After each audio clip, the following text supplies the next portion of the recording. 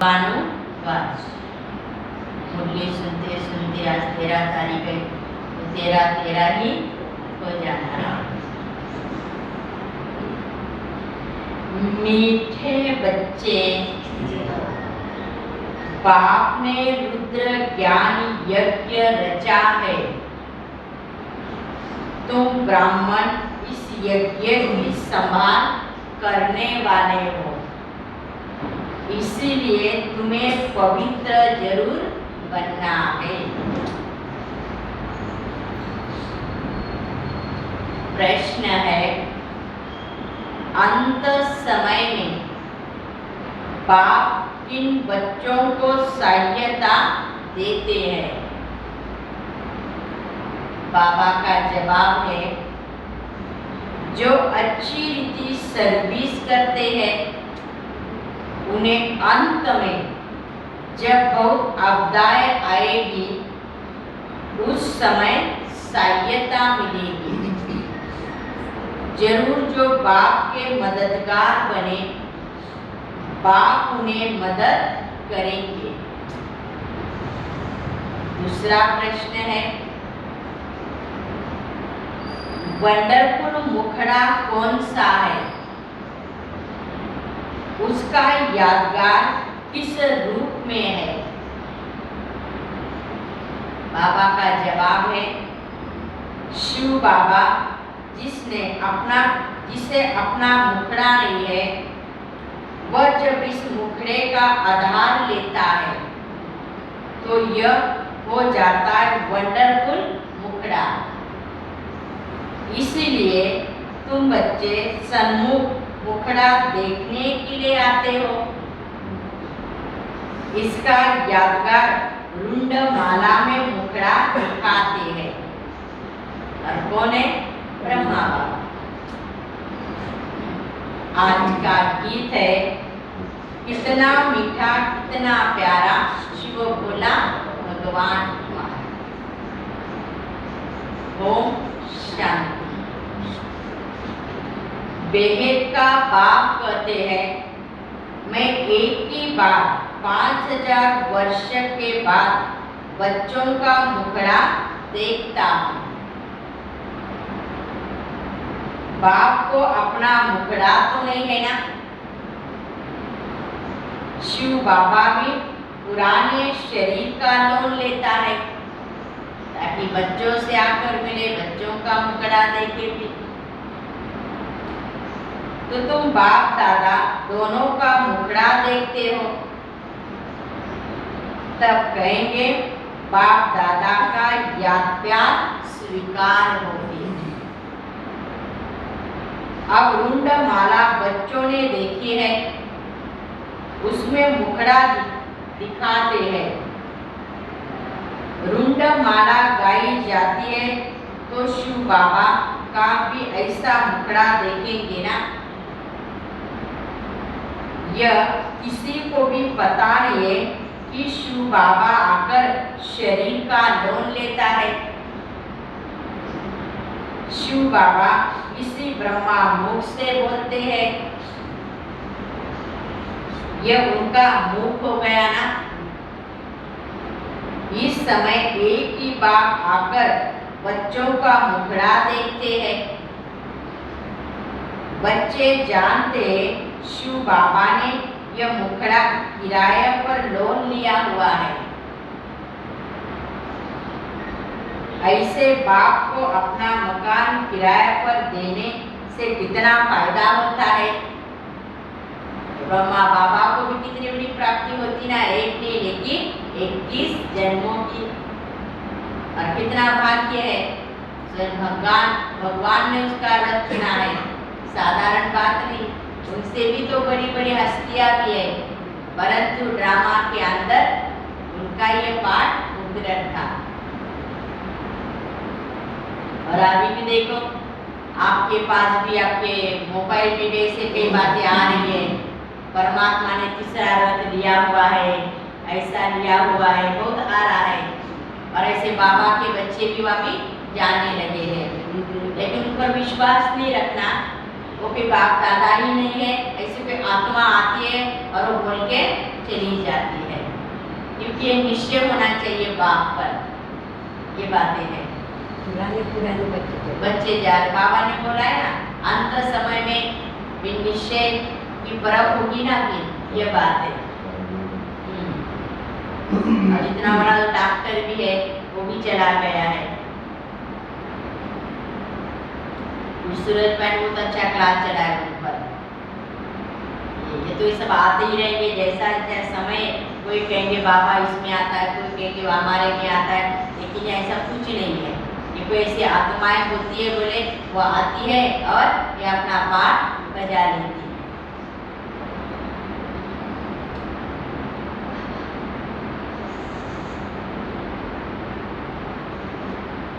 इस समय एक ही बार बाप आकर बच्चों का मुखड़ा देखते हैं। बच्चे जानते हैं शिव बाबा ने ये मुखड़ा किराए पर लोन लिया हुआ है। ऐसे बाप को अपना मकान किराए पर देने से कितना फायदा होता है। तो पहले पहले इनके कान सुनते हैं ना, पर फट से तुम सुनते, परंतु तो भी सबसे नजदीक इनके कान है। सारी बातें तो पहले ब्रह्मा बाबा ही सुनता है ना। तुम्हारी आत्मा तो दूर बैठी है ना, आत्मा कान द्वारा सुनेगी तो थोड़ा तो फर्क पड़ता है ना। तुम बच्चे या आते हो सन्मुख मुखड़ा देखने, ये वंडरफुल मुखड़ा है ना। शिवरात्रि मनाते तो जरूर शिव बाबा जो निराकार है वो यहाँ आकर प्रवेश करते हैं। तो उनको भी भारत देश, उनका भी तो ये भारत देश हुआ। भारत है अविनाशी परमपिता परमात्मा का बर्थ प्लेस, परंतु उनका बर्थ अन्य मनुष्य से अलग है, एक नहीं है। बाबा ने कहा भले मैं भारत में आता हूँ, लेकिन मेरा भी जन्म तो अलग है ना, दिव्य जन्म है। स्वयं कहते मैं आकर इनमें प्रवेश करता हूँ और फिर तुम बच्चों को ज्ञान सुनाता हूँ ना।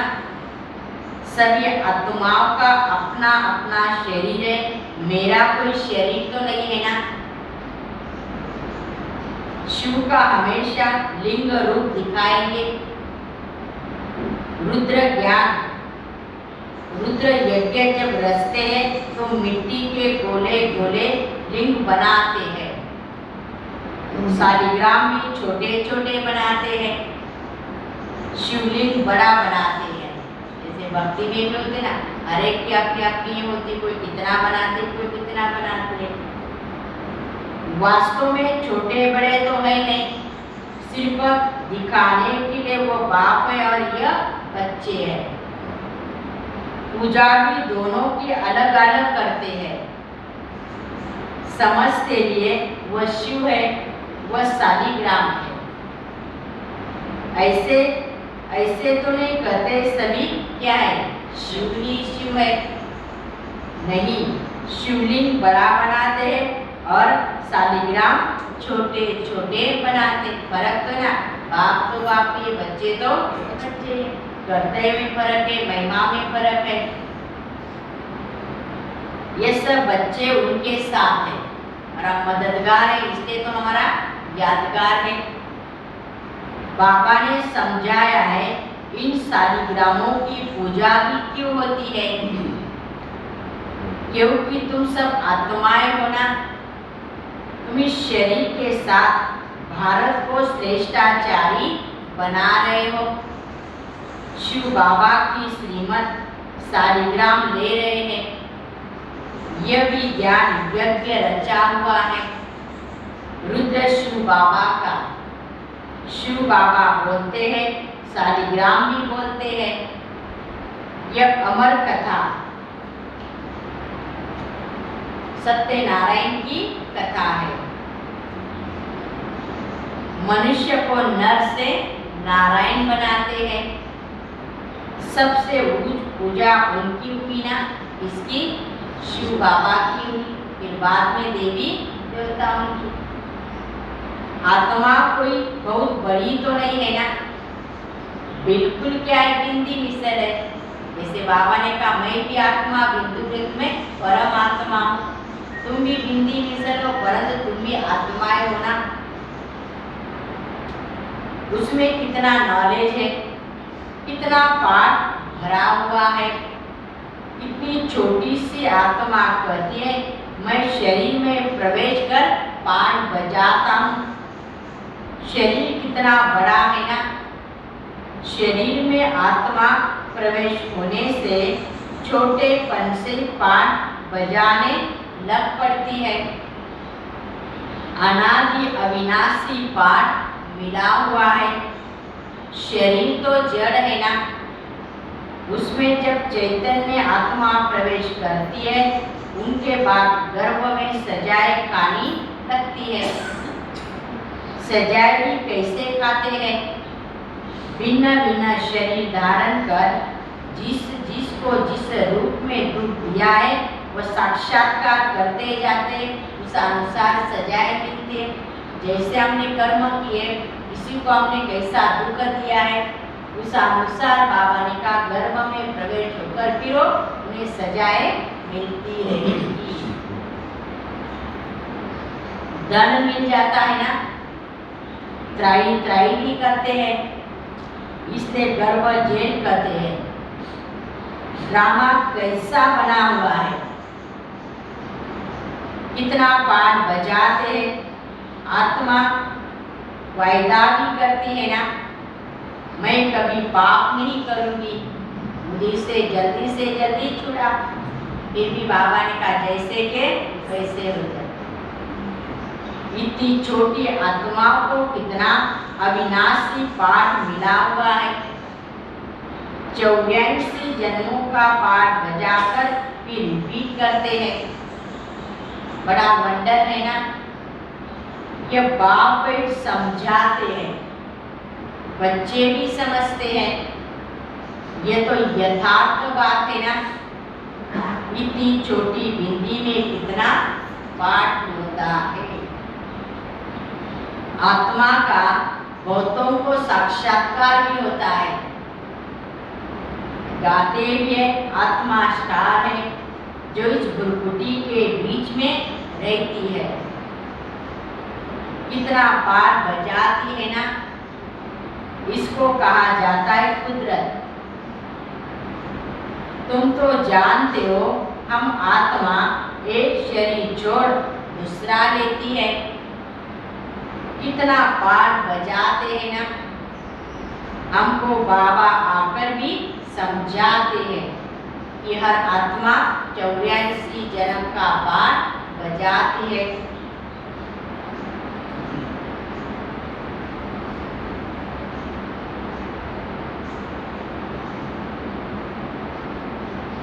कितनी ऊंच नॉलेज है। दुनिया में कोई नॉलेज, दुनिया में कोई नॉलेज नहीं है।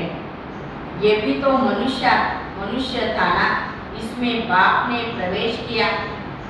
ऐसे नहीं कि गुरु गोसाई का चेला होगा, इसे रीति सिद्धि सीखे। कोई समझते गुरु का वरदान अथवा गुरु की शक्ति मिली हुई है। ये तो बात ही न्यारी है ना। बाबा ने कहा या कोई गुरु गोसाई नहीं है, बाबा ने कहा कोई रीति सिद्धि ही नहीं है। इसलिए बाबा ने कहा मुझे स्वयं आकर भी तो खुद का भी परिचय देना पड़ता है, तो बच्चों का भी मुझे परिचय देना पड़ता है। या कोई प्रेरणा की भी बात नहीं है। सन्मुख सुनने से तुमको बहुत मजा भी आता है। जानते हो हमको बाबा सन्मुख समझा रहे हैं। बाबा कितना छोटा, जितना आत्मा छोटी है। उनको कहा जाता है परम पिता परमात्मा, परम माना सुप्रीम, परे ते परे परम धाम में रहने वाला। परे ते परे तुम बच्चे भी रहते हो ना परम धाम में, फिर से परम धाम से आकर तुम्हें शरीर धारण कर पाठ बजाना पड़ता है। बाबा कितनी महिम बातें सुनाते हैं। शुरुआत में थोड़ी समझाते थे, दिन प्रतिदिन तुम बच्चों को कितनी गंभीर नॉलेज मिलती रहती है। देखो बाबा ने कहा जब साकार में थे तो इतनी नॉलेज नहीं थी ना, लेकिन जैसे जैसे समय होता जा रहा है तो बाबा कितनी अच्छी अच्छी बातें समझाते, कितनी गंभीर नॉलेज हम बच्चों को सुना रहे। कौन देता है? ऊंचते ऊंच भगवान। वह आकर कहते बच्चे आत्मा कैसे अर्कन द्वारा बात करती है। कहते हुए वो भ्रुकुटी के बीच में आत्मा चमकती है ना। आत्मा कैसे अर्कन द्वारा बात करती है, कहते भी है ना। कैसे आत्मा आती है, पाठ बजाती है, फिर कहते भी आत्मा के लिए गाएंगे कि भ्रुकुटी के बीच में चमकता है अजब सितारा। परंतु सिर्फ कहने मात्र ही कह देते हैं ना, किसी के बुद्धि में भी नहीं आता, किसको ये नॉलेज है नहीं जो समझा है। तुम्हारे में भी ये बातें बहुत कम समझते हैं, जो समझते वो अच्छी तरह फिर धारण कर फिर धारणा भी कराते हैं, अर्थात वर्णन भी करते हैं। परम पिता परमात्मा कहते हो तो पिता से जरूर वर्षा मिलना चाहिए ना। स्वर्ग के मालिक भी होने चाहिए, उन्हों को जरूर बाप से स्वर्ग का वर्षा मिला होगा। कहाँ वर्षा दिया? क्या सतयुग में दिया? ये बातें भी कोई नहीं जानते। जरूर पास्ट के कर्म है। अभी तुम कर्मों की प्रिय गति को समझते हो ना। तुमको बाबा ऐसे श्रेष्ठ कर्म सिखलाते हैं जिससे तुम ऐसे बन सकते हो। जब तुम ब्रह्मा मुख वंशावली बने तब शिव बाबा ब्रह्मा मुख से तुमको यह नॉलेज सुनाते हैं। कितना रात दिन का फर्क है ना, कितना घोर अंधियारा हो गया है। कोई भी बाप को जानते नहीं जिसे रोशनी मिले। कहते हम सब एक्टर पार्ट बजाने आए हैं इस कर्म क्षेत्र पर, परंतु हम कौन है, हमारा बाबा कौन है, यह भी किसी को पता नहीं। सृष्टि चक्र कैसा फिरता है कुछ भी नहीं जानते। गाया भी हुआ है ना, अहिल्याए टूट जाए गणिकाए, जो है उसको आकर पढ़ाते हैं ना। प्रदर्शनी में बहुत बड़े बड़े आदमी भी आते हैं, परंतु उनकी तकदीर में नहीं है ना। बाप है ही गरीब निवाज। 100 में से मुश्किल को एक साहूकार निकलेगा। 100 भी उच्च पद पाने का पुरुषार्थ तो कोई बिरला ही करता है ना। तुम तो गरीब हो, माताओं के पास बहुत पैसे आदि रहते हैं, कन्याओं के पास कहाँ से आएंगे?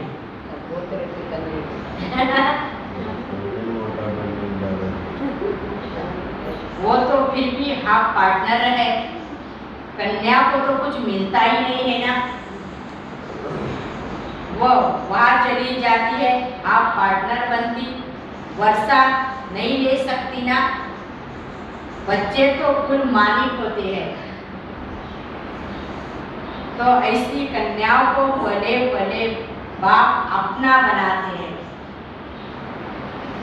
एक तो पढ़ाई की ब्रह्मचारी लाइफ, गरीब है, पवित्र है, उनकी पूजा होती है। सारी इस समय की बातें, इस समय तुम्हारी एक्ट चलती है ना, जो फिर पूजी जाती है। शिव जयंती फिर कृष्ण जयंती हो न सके। तुम जानते हो शिव जयंती फिर कृष्ण की फिर राम की।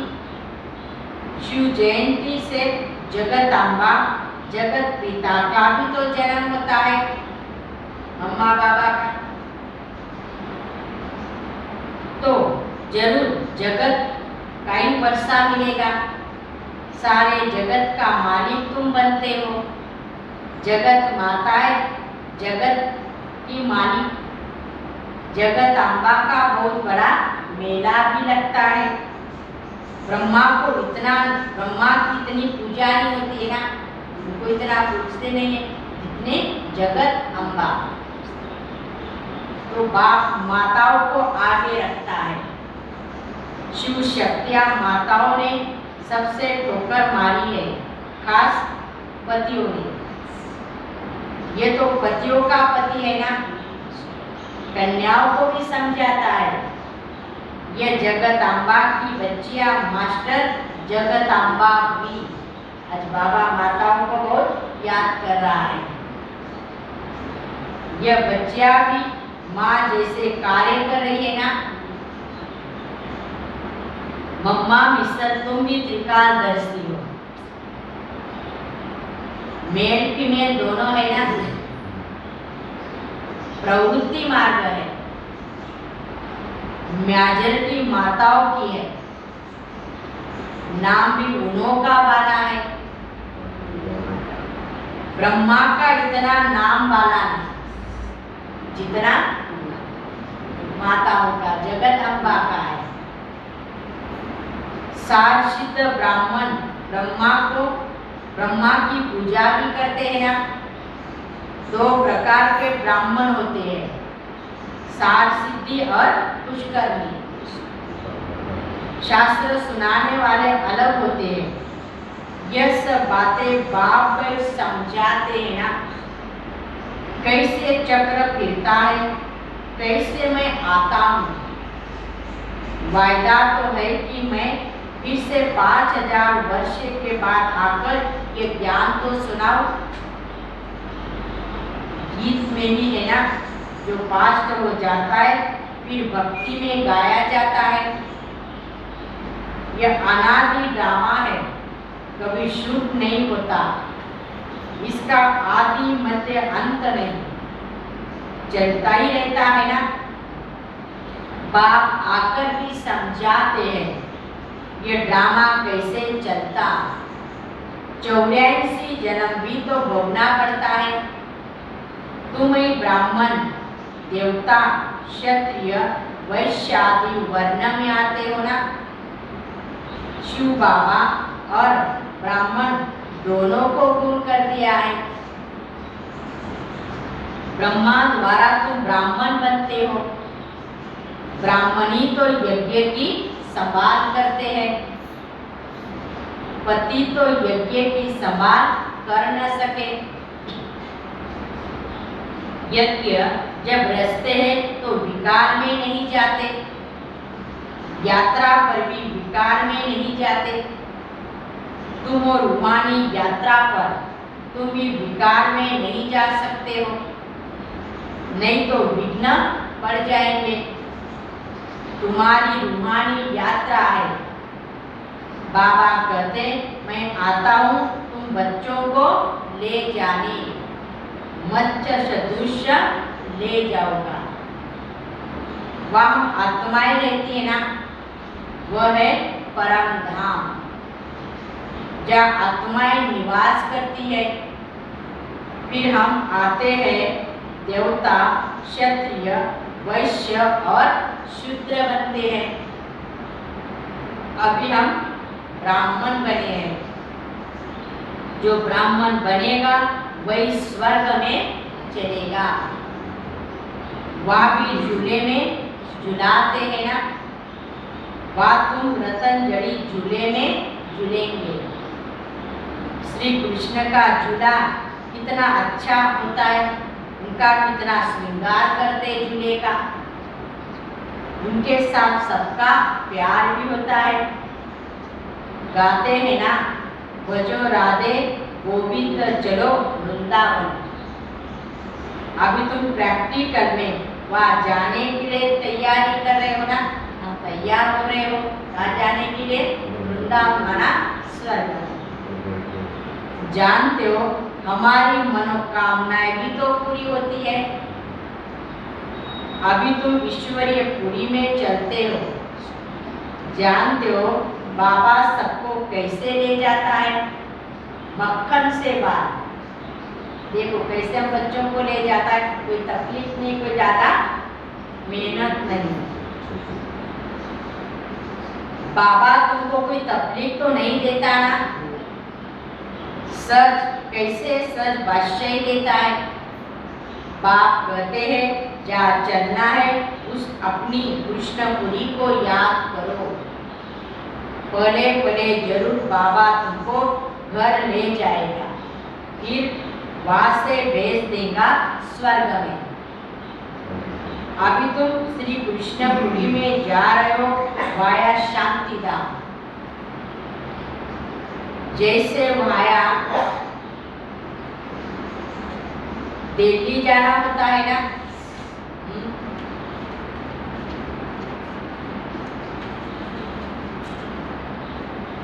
अब समझते वापस जाते हैं, फिर आएंगे कृष्णपुरी में। हम श्रीमत पर चल रहे हैं तो बाप को याद करना, पवित्र जरूर बनना। यात्रा पर हमेशा पवित्र रहते हैं। पढ़ाई भी ब्रह्मचार्य में ही तो पढ़ते हैं ना, पवित्रता जरूर चाहिए। बाप के बच्चों को पुरुषार्थ करवाते हैं। इस समय का पुरुषार्थ तुम्हारा कलब कलब का बन जाएगा। पुरुषार्थ तो करना चाहिए ना। ये स्कूल बहुत बड़ा है तो जरूर पढ़ना भी चाहिए। भगवान खुद पढ़ाता है। तुम्हारी बड़ी यूनिवर्सिटी है, स्वयं अलमाइटी अथॉरिटी सुप्रीम टीचर पढ़ाने आता है, तो एक दिन भी पढ़ाई मिस नहीं करना।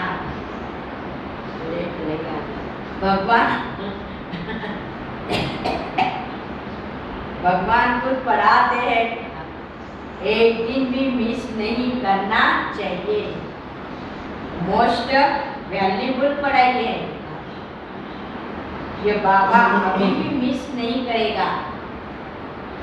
या तुम बच्चे सन्मुख खजानों से झोली भर सकते हो ना, जितना पढ़ेंगे उतना नशा भी चढ़ेगा। बंधन नहीं है तो ठहर भी सकते हैं, परंतु माया ऐसी है जो बंधन में बांध देती है ना। बहुत है जिन्हों को छुट्टी भी मिलती है, परंतु सोचो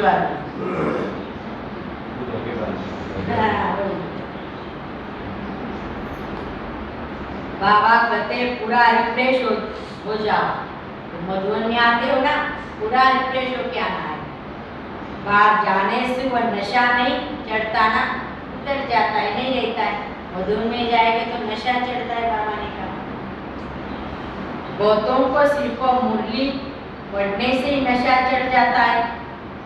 बड़ी आपदाएं आनी है, मदद उन्हों को मिलेगी जो मददगार बनेंगे, अच्छी रीति सर्विस करेंगे तो उनको अंत में सहायता भी मिलती रहेगी।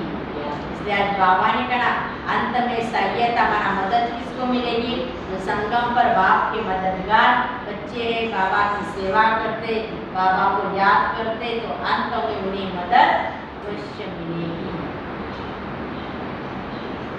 अच्छा, मीठे मीठे सिक्की लगे बच्चों प्रति माता पिता बाप दादा का याद प्यार और गुड मॉर्निंग। रूहानी बाप की रूहानी बच्चों को नमस्ते। हम रूहानी बच्चों की रूहानी बाप दादा को याद प्यार और नमस्ते नमस्ते नमस्ते। ओम शांति ओम शांति ओम शांति। शुक्रिया बाबा, थैंक्स बाबा। धारणा के लिए मुख्य सार, पहली पॉइंट पढ़ाई मोस्ट वैल्यूबल है। स्वयं भगवान पढ़ाते हैं, इसलिए एक दिन भी मिस नहीं करनी चाहिए। ज्ञान खजानों से रोज झोली भरनी है। दूसरी पॉइंट है, यह पढ़ाई का समय है, यात्रा पर चल रहे हैं। रुद्र यज्ञ की संभाल भी करनी है, इसीलिए पवित्र जरूर रहना है। किसी भी विकार के वश विघ्न नहीं डालना है। आज का वरदान,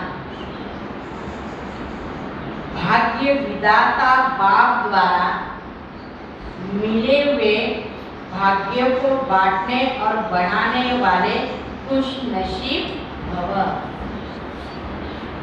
भाग्य विधाता बाप द्वारा मिले हुए भाग्य को बांटने और बढ़ाने वाले खुश नसीब भव। सबसे बड़ी खुश नसीबी यह है जो भाग्य विधाता बाप ने अपना बना लिया। दुनिया वाले तड़पते हैं कि भगवान की एक सेकंड की नजर पड़ जाए और आप सदा नैनों में समाये हुए हो। इसको कहा जाता है खुश नसीब। भाग्य आपका वर्षा है।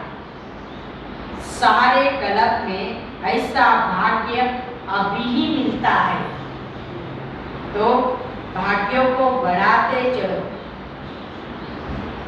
बढ़ाने का साधन है बांटना। जितना औरों को बांटेंगे अर्थात भाग्यवान बनाएंगे, उतना भाग्य आपका बढ़ता जाएगा। स्लोगन,